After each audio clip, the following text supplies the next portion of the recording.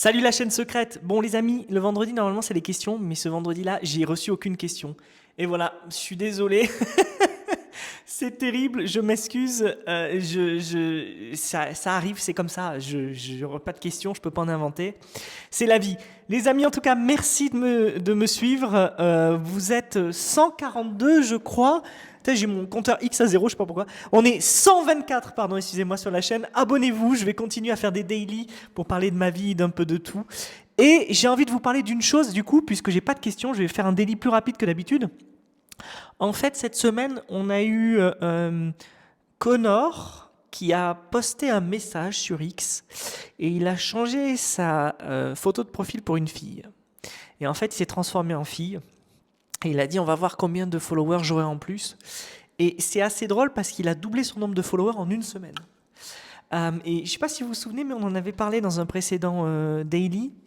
Je vous avais parlé du fait que si vous voulez de la croissance, changer sa photo de profil pour être une fille, c'est quelque chose qui fonctionne vachement bien.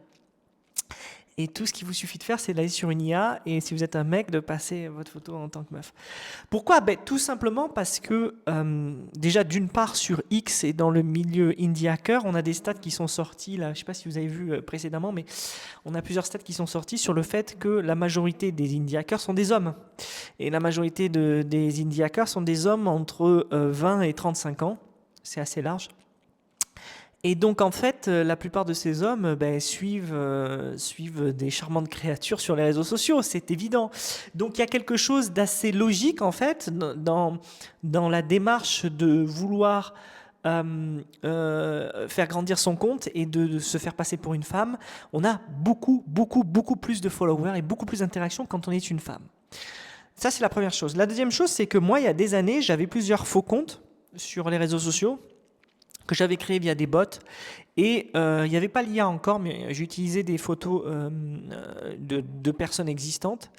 Et je m'étais rendu compte de ça, je m'étais rendu compte de la traction qu'il y avait vraiment des interactions en fait, qui se multipliaient sur les comptes féminins. Et surtout du nombre de messages reçus en privé. Le nombre de messages reçus en privé a été exponentiel. Sur certains comptes. Il y en avait un que j'avais créé, je me souviens, je l'avais même... en fait, c'est un compte de bot où j'avais fait une bio super chiadée. C'était quelque chose comme Alison. Et Alison, j'ai 21 ans, j'habite en Floride et je suis étudiante en marketing. Un truc comme ça, et c'était une jeune fille blonde au bord de la plage. Et en fait, ce compte-là, je l'avais créé en 1 heure. Je l'avais utilisé pour, je sais plus quoi, pour générer un email, peut-être un truc comme ça. Et en fait, je l'avais laissé en suspens et j'étais revenu le voir un an après et j'avais 1200 followers. 1200 followers et dans les messages, j'avais un message, mais un nombre de messages incroyable. Plus de 99, je m'en souviens. Et ça, c'était pas sur X, c'était sur LinkedIn. Et ça avait été incroyable. Je m'étais dit, mais en fait, moi qui suis un homme et qui depuis des années essaye de créer une audience de cœur, c'est-à-dire une audience véritable de vraies personnes qui suivent, pas de robots, tout ça, etc. Et je me suis rendu compte que c'était terrible, qu'en fait, c'était beaucoup plus simple de mentir sur les réseaux sociaux pour avoir du succès, de l'audience, d'être poussé par l'algorithme, que ça. D'accord? La troisième chose aussi, c'est que on se rend compte d'une chose, c'est que ce qui compte le plus, c'est les 90 premières minutes où on poste. Quand vous postez, ce qui compte le plus, c'est les 90 premières minutes. J'ai retweeté ça hier ou avant-hier sur le fait qu'un mec a expérimenté sur Facebook quel est l'impact en fait de plusieurs faux comptes qui se like entre eux, quel est l'impact des messages dans une certaine trame de temps. Et il est clair et net que au-dessus de 90 minutes, s'il n'y a pas d'interaction, votre post est mort. Il ne sera plus jamais montré. Ça, c'est l'algorithme de Facebook. Sur X, je pense que c'est à peu près la même chose, mais je pense que c'est dans moins de 60 minutes en fait. J'ai déjà fait des expériences, j'ai regardé, et j'ai à peu près les mêmes. Je valide ce que ce mec a dit. J'ai à peu près les mêmes analyses en dessous de 60 minutes. Si vous n'avez pas eu beaucoup de likes, le post pètera jamais. Ça ne veut pas dire qu'il ne peut pas péter un autre jour parce que quelqu'un vous reposte, parce que il remonte au goût du jour avec l'actualité ou un sujet en cours. Mais en tout cas, il est clair et net que la viralité, ça marche comme ça. Il faut avoir la bonne profile picture, avoir le bon titre et avoir le tweet viral. Alors, c'est assez drôle parce que Connor, alors, c'est un tweet en anglais. I'm changing my profile pic to a girl, currently at 4,833 followers. Let's see where I'm sitting at the end of the year. Only the OGs will know. C'était il y a c'était il y a moins de 7 jours. Il était à 4833 followers et là aujourd'hui il est à 8325. Voilà. Alors, est-ce que Connor a été boosté par des ads? Possiblement. Est-ce que Connor a été boosté par des comptes connus qui ont liké? Possiblement aussi. On va voir dans la liste plus tard, quand vous regardez, qu'en fait, des influenceurs tech ont retweeté, dont moi, si je ne peux pas nécessairement être un influenceur, mais il a quand même été aidé par les gens, mais il faut savoir que rien que ce tweet-là, alors qu'il a 4800 followers, ce qui n'est pas forcément énorme en fait sur X. Il a eu 44 000 likes et il a été vu plus de 28 millions de fois. Le tweet a vraiment été poussé par l'algorithme de X.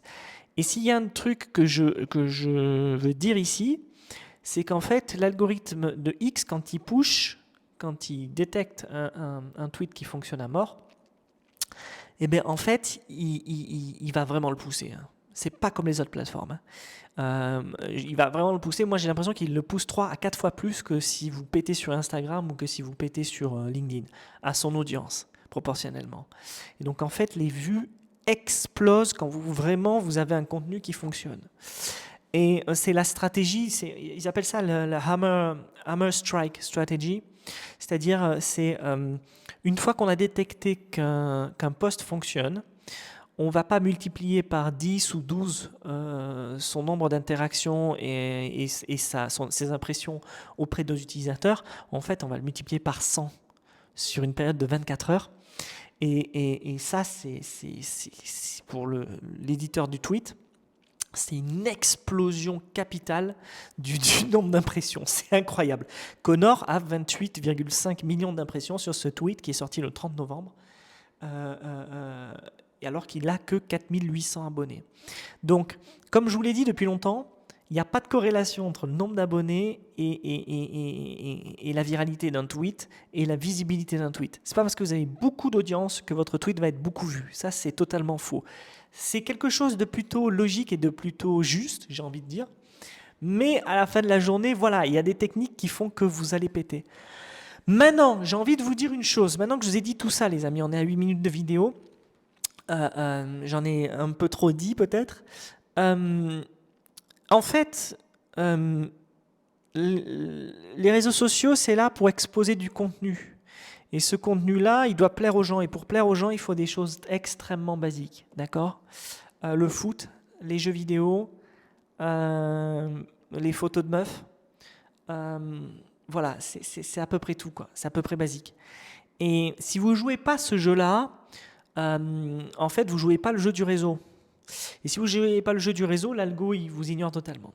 Moi, mon type de vidéo, mon type de tweet, je fais maximum 100, 200 vues. C'est rien du tout, d'accord ? Moi aussi, je ne le pousse pas. J'essaie pas de le pousser, d'accord ? Je joue pas le jeu. Parce que je fais des trucs sérieux, je parle devant une caméra, c'est peut-être pas entertaining, mais je l'assume totalement, je m'en fous totalement. Si ça doit faire 2 millions de vues, je serais content que ça fasse 2 millions de vues. Ça fait 200 vues, je suis aussi content. D'accord ? Mais les réseaux sociaux ne sont pas le vecteur que l'on croit. Ce n'est pas le vecteur qui va pousser votre business à exploser. À part si effectivement vous jouez la carte de l'entertainment avec votre business. Et ça, c'est quelque chose que moi, personnellement, j'ai jamais réussi à faire. On va dire que je n'ai pas cherché à le faire, mais j'ai jamais réussi à faire et je pense que la visibilité n'apporte pas nécessairement les bons clients.